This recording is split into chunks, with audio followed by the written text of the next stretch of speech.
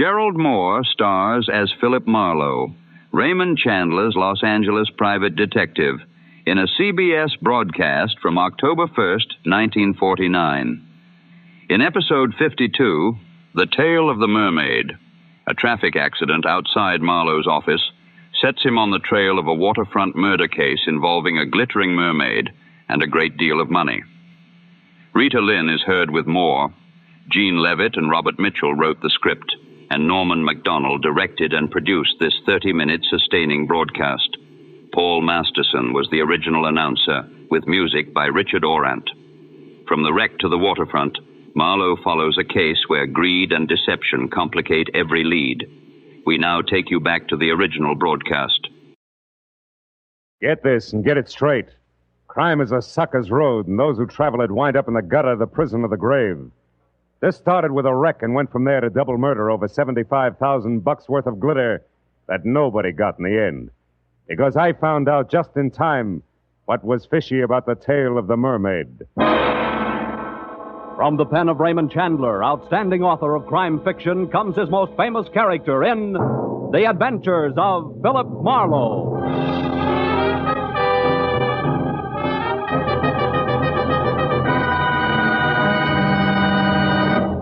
Now, with Gerald Mohr, starred as Philip Marlowe, we bring you tonight's exciting story, The Tale of the Mermaid. At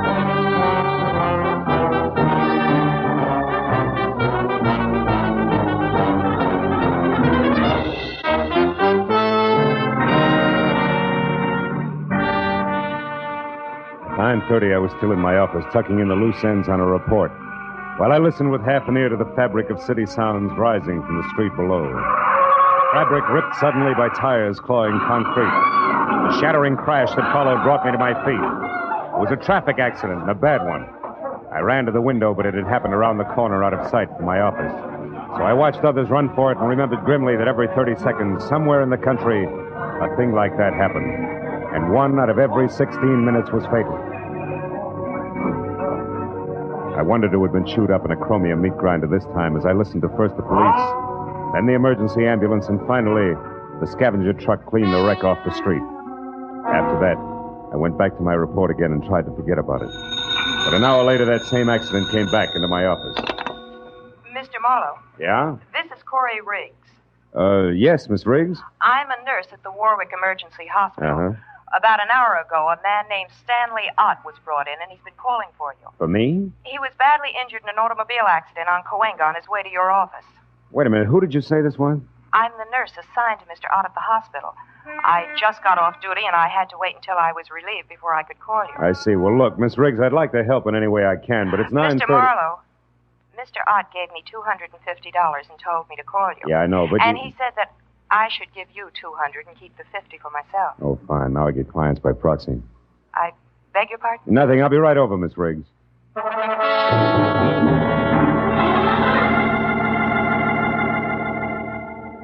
I didn't know anyone named Stanley Ott, and I felt a little like an ambulance chaser, but I was only 15 minutes in getting to the emergency hospital. As I walked up the ambulance ramp, a smart-looking brunette came toward me. Mr. Marlowe? I'm Corey Riggs, the nurse who called. Oh, hello. Can I see him now? It wouldn't do any good. You see, he went into a coma a few minutes after I called you. Oh, it's too late, is that it? Let's move away from the door, shall we? Sure. You see, Mr. Marlowe, before he went into the coma, Ott wasn't rational. He was raving. About what sort of things? About you and a girl. Oh? As near as I could make out, she's supposed to meet someone tonight at 2 o'clock and collect $75,000. It's quite an assignment. Who's the girl? I don't know. All Ott said was something about a plaid coat as identification. Plaid coat, huh? Any idea what he wanted me to do? Chaperone, maybe? No, he kept pleading, stop her, she can't do it. So I'm sure that he wanted you to prevent this girl from keeping that appointment. For some reason that seems absolutely imperative to him. Where was this 2 o'clock meeting supposed to take place? I have no idea. Oh, fine. So it boils down to this. A girl we don't know in a plaid coat is meeting someone we don't know at a place we don't know at 2 a.m. The man who wants me to prevent it is in a coma and can't talk. Didn't he say anything else, Miss Riggs? He just kept saying, you've got to help me, Marlowe. It's life and death. You know, we can stir up an awful hornet's nest poking our noses into $75,000 worth of business we know nothing about. I doubt that we can do any good anyway. Because we don't have enough to go on. If he said anything else to even point in the right... Marlowe. What? Oh, wait a minute. He mumbled something once about a Constantine. Constantine? Yes, at some pier. What is it, a boat? I don't know. But at least it's a lead, isn't it? Anything else? No. Okay, where can I reach you? I'll be at my quarters, Crestview 5781. 5781. And keep track of Stanley Ott's condition, will you? If he comes out of it, talk to him. We've only got 3 short hours. I'll call you, Corey.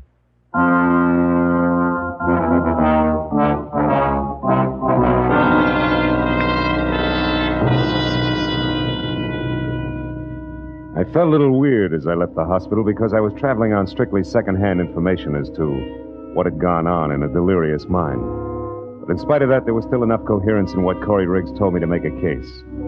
My first stop was a phone booth and a call to the police, where I found out from the accident report that Stanley Ott was 30, unmarried, small-time lawyer, and an L.A. resident with a clean police record. My next call was the harbor master's office in San Pedro. Constantine? No, don't remember no vessel by that name, Sonny. Just a minute, I'll look her up in the registry. Let's see, Constantine. Only one listed is a 4-masted schooner sunk off Pirates Point near Monterey in 1870. A little before my time. Not the one, eh? Not the one. So I tried the Coast Guard. No fishing boat called Constantine on this coast, mister. That was followed by a check of Yacht Harbor at Long Beach, negative. And a call to the pleasure boat anchorage at Santa Monica. No Constantine registered here, sir. After that, a long, futile reconnaissance of the waterfront from one end to the other. It left me 1 solid hour later out at the end of a tottering, almost abandoned concessions pier in Venice. Swearing in blind frustration at the black, seething ocean below. I was licked. You ain't thinking of jumping in, are you, pal? Hey, you look like you lost your best friend. I did, Buster. Me. I was sunk with a Constantine in 1870. Constantine? You know him, too, huh? Him? Yeah. You mean Constantine's a guy? Sure, pal. There's a shack there. Wait till the beacon light comes around again. You see? See there? Well, I'll be. Prince Konstantin Chevnov. Occultist, palmist, and medium. Personal consultant by appointment only. Yeah, but that's a fake. No fooling. All them guys. He owes everybody around, even at the Ziggy, me. For $1 and that's something. But he's a genuine Russian prince. Hey, where you going? Have a look. Prince Konstantin Chevnov could be my boy. He wouldn't want you nosing around here, pal. That's too bad. Does he live here? Yeah, in the back. He runs his pitch in the front where all them green curtains are. Uh-huh. Yeah. I suppose he always leaves his door unlocked, huh? Why? No. Hey, that's kind of funny. Yeah, I'll bet. There'll be a light switch here someplace. Oh, yeah. Now let's see what... Oh. Holy cats. Goodbye, mister. Goodbye.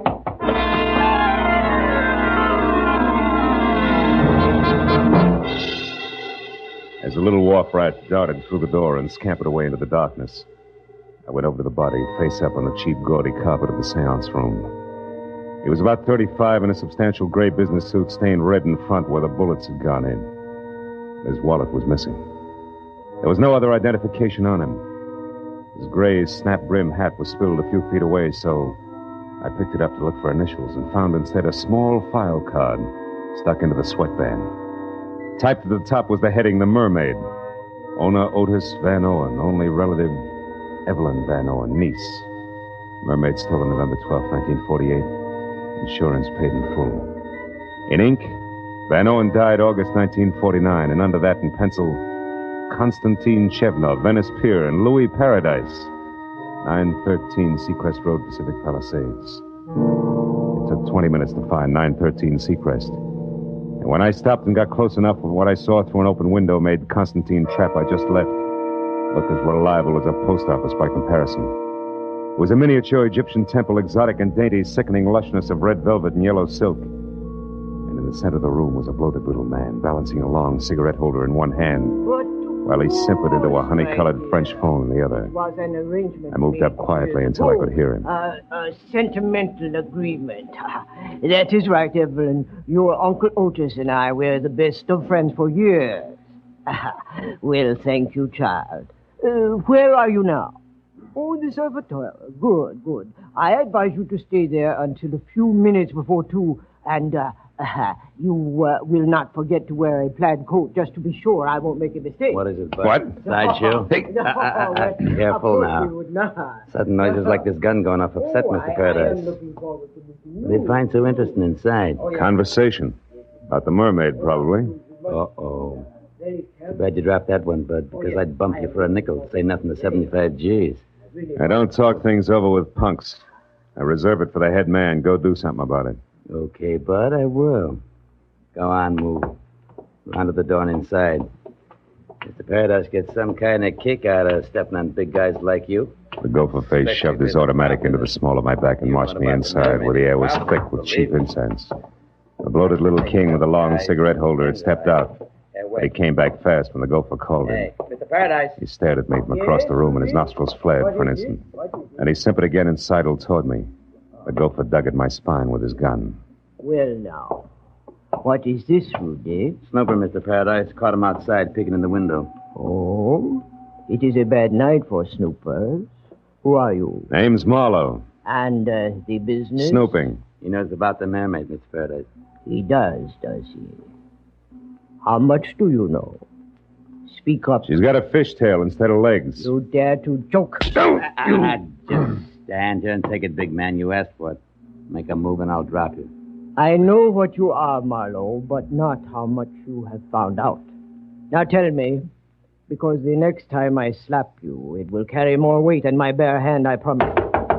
You have company, Paradise. Did I get it? No, you keep this baboon under control, Rudy. I will answer the door. Oh, Prince, come in. Paradise, come in. Paradise, what do you mean? You. How far do you think you can go with my reputation? Do you want to get me hanged? Wife, what is the matter, Constantine? You are upset. Upset? I'm out of my mind. Oh, what a shock. And such a stupid thing for you to do. What are you raving about? He found that body on his front room floor, right, Constantine? Exactly. Precisely. And what is more, I did not put it there. Of all the places in the world, why did you pick this one? Paradise, who is this? This stranger here? If you would close your mouth and open your eyes more often, Prince Constantine, you would not be the nervous wreck you are. This is Mr. Marlowe, another snooper. Another one. Paradise, listen to me. It's better if we quit. It's better if we don't try it tonight. It's out of hand. I don't like it now. We should get away and come back next year and do it. You jellyfish, there is nothing to worry about now. Insurance investigators often work in pairs. Is that not so, Marlowe? Your pitch, round man. You don't need any help from me. You are so right.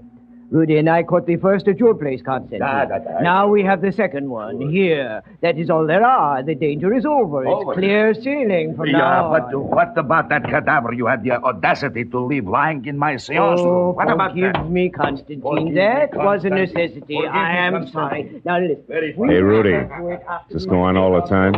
Yeah. Ain't it awful? And think of all the champagne, caviar, and buffalo stroganoff you can buy with the mermaid. I don't care. Just a bracelet, but at the same time, it is $75,000 worth of diamonds and platinum. Okay, Paradise. I trust you. Now, we go, huh? My, gnazdo. Yes, Prince. The gnazdo it is. Hey, Mr. Paradise. What should I do with the big boy here? Yeah, you're kind of leaving a loose end around, aren't you, Fatty? If I had the time, Marlowe, I would beat the arrogance out of you a little chunk at a time. Rudy. Yeah? You've got no initiative, but you do have imagination. So use it. Goodbye, Marlowe.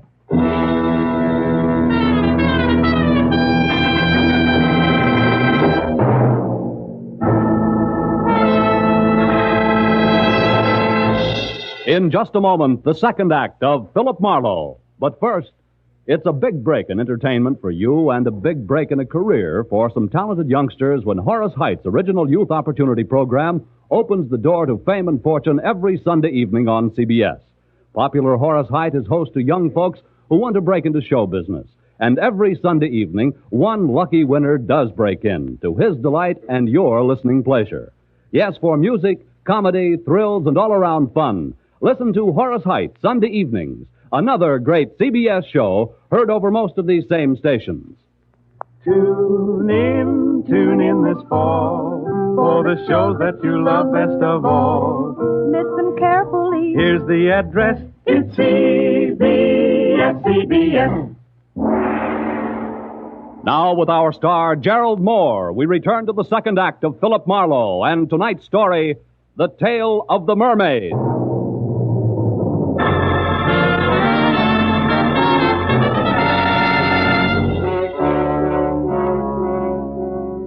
When Louis Paradise hesitated at the door, snarled the suggestion that this henchman used his imagination in disposing of me, and left in lockstep with the white Russian screwball, I got the point.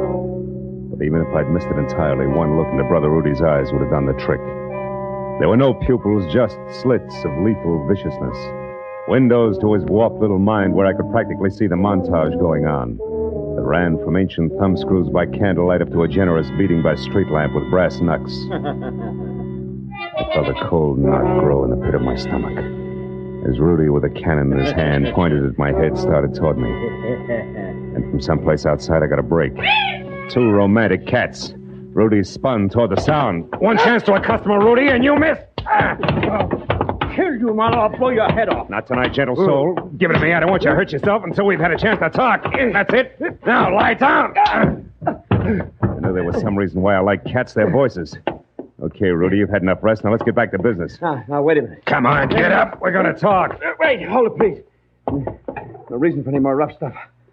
I'll cooperate. That's better. Where did Paradise and His Highness head for? The Gnazdo. Where is it? I don't know. Come on, you said there was no reason for rough stuff, remember? Ow! Yeah, I remember. That Gnazdo, that's something I never heard of. An unhappy coincidence, Rudy. It's one thing I'm interested in. Yeah, wait. Must be something else you want to know. Something else I could tell you that... Hey, what are you going to do? You mean you can't tell, Rudy? That's Keep funny. away. All it takes is a little imagination.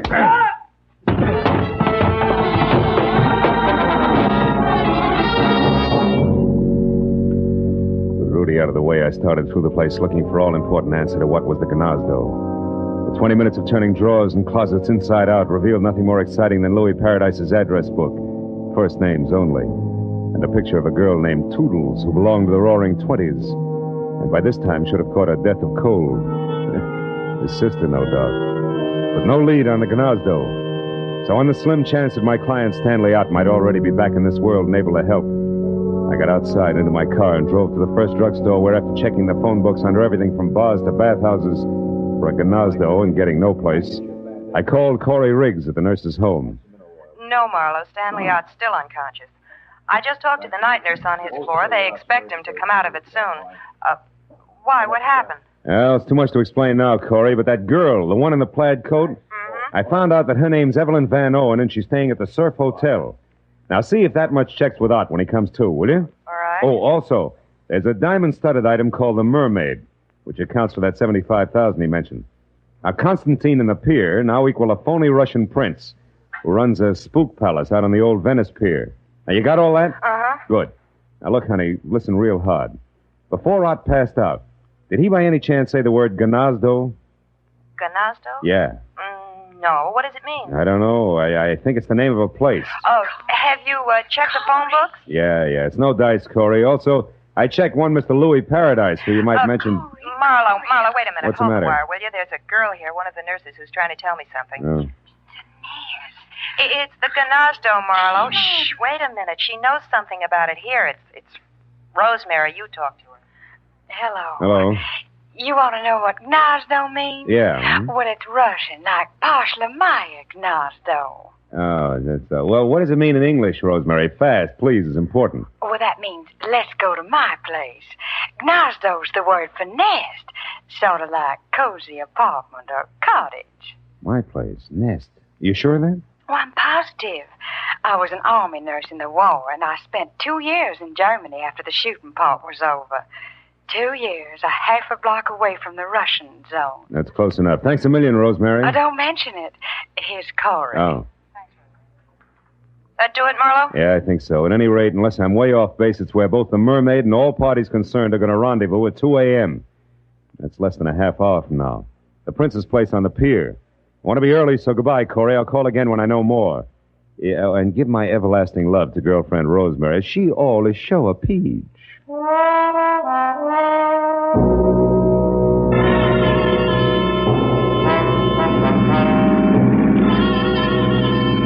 Still a few parts missing, the way there always are. As I drove fast for the old Venice Pier and added as I went along, it came out something like a team of Paradise and Prince Whatchamacallit ready, willing, and able to pay $75,000 for a piece of jewelry that one Evelyn Van Owen now owned. A mermaid, which according to the data I'd found on the insurance man's body had once been stolen from Evelyn's late uncle. But I left it there when my rearview mirror said a long gray sedan that had been tagging me discreetly for the last 3 blocks was now being indelicate about it and closing fast. The driver was old pal Rudy, and as he came abreast, he headed for me.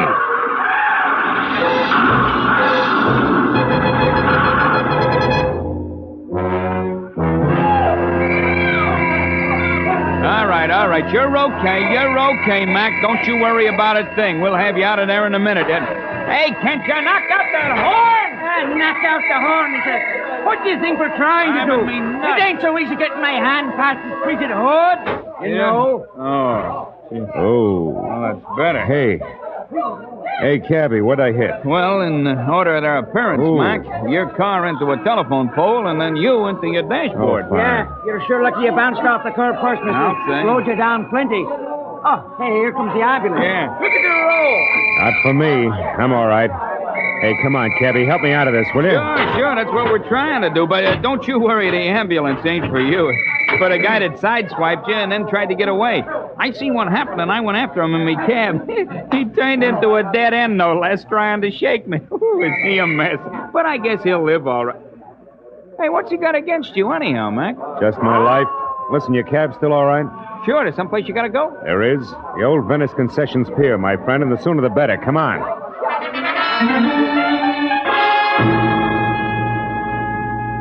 Maybe my head against the dashboard was exactly what I needed. Because right then and there, the method of Rudy's handiwork made me think of an angle that I'd neglected almost completely. My unconscious client had not wanted me to get the Mermaid or the $75,000, but to stop Evelyn from keeping her rendezvous, which at this point I figured could mean but one thing. It was exactly 2 o'clock when the cab slammed to a stop near the pier. And I piled out and ran onto the empty, fog-dampened planking that led to Prince Constantine's shack. Nothing but mist moved over the pier. No unusual sound broke the pattern of waterfront noises. And I thought momentarily that I was still in time to prevent what Stanley Ott somehow knew was going to happen. That Louis Paradise and his eccentric sidekick intended to get the Mermaid from Evelyn, but pay off in only one way.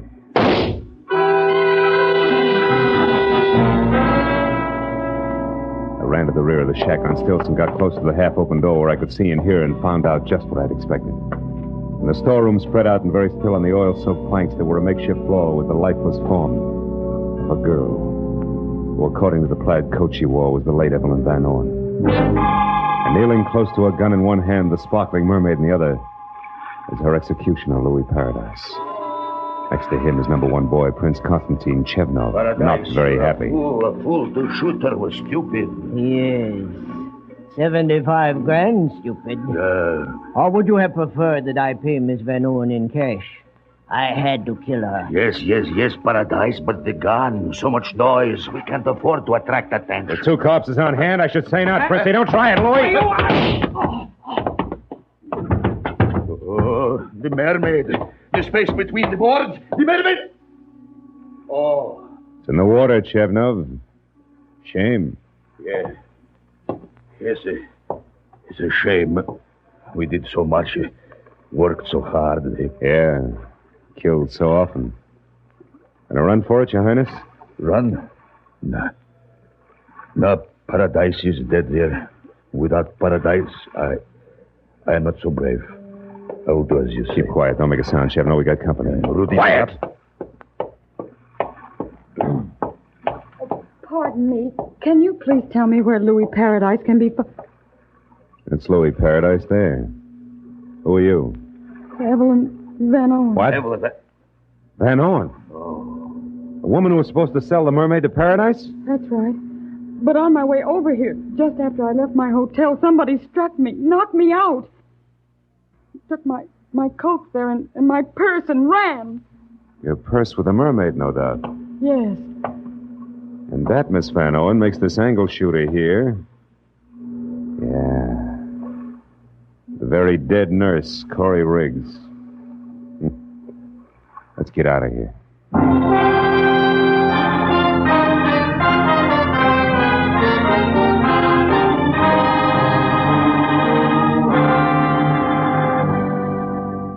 There's nothing to worry about, Miss Van Owen. Stanley's going to be all right. Oh, I'm so happy.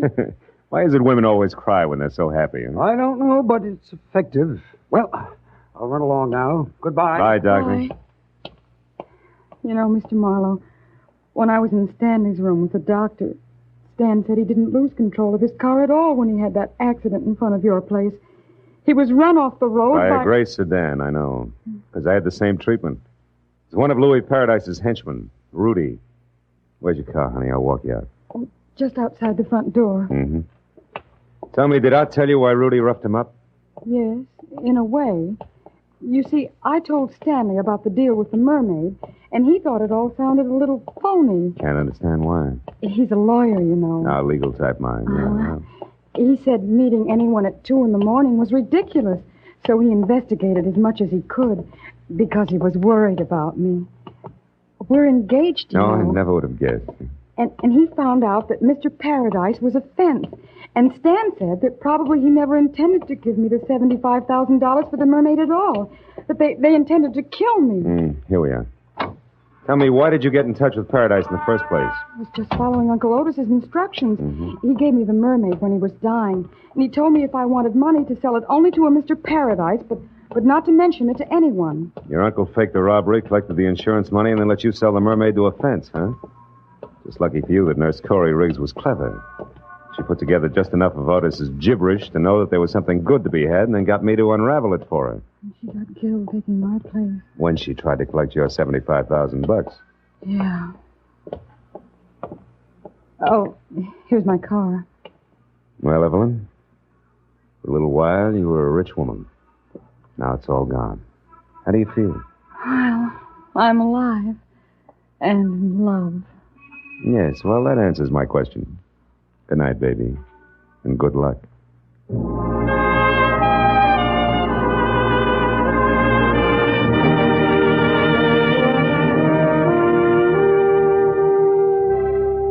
When I left the hospital, I wandered back to the old Venice Pier in Prince Constantine's Gnazdo.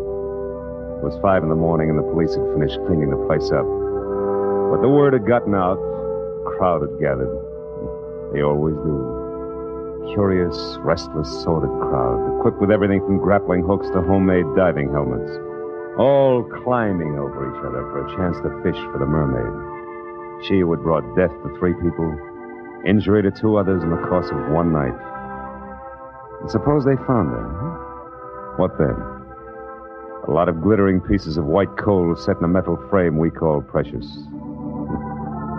Look at the suckers grab. That's all, Marlowe.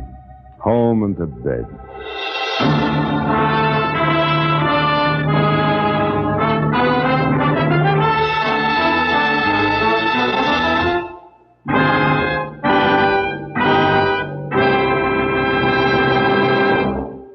The Adventures of Philip Marlowe, bringing you Raymond Chandler's most famous character, star Gerald Mohr, and are produced and directed by Norman Macdonnell.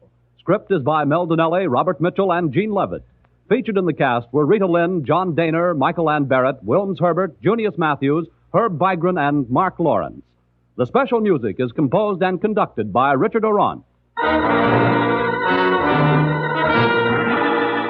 Be sure and be with us next week when Philip Marlowe says... It started with a terrified woman lost in a maze of memories she couldn't explain. And waiting for her outside an open window was death.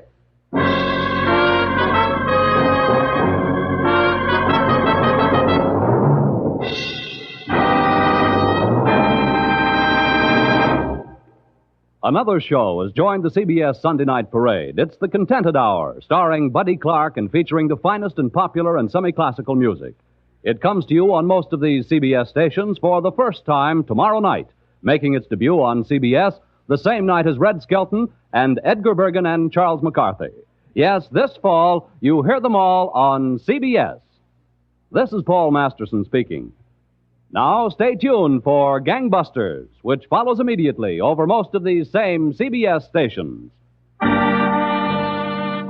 This is CBS, the Columbia Broadcasting System.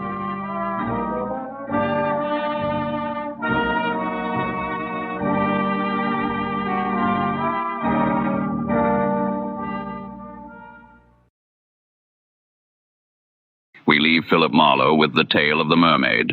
Follow the adventures of Philip Marlowe for more classic detective broadcasts.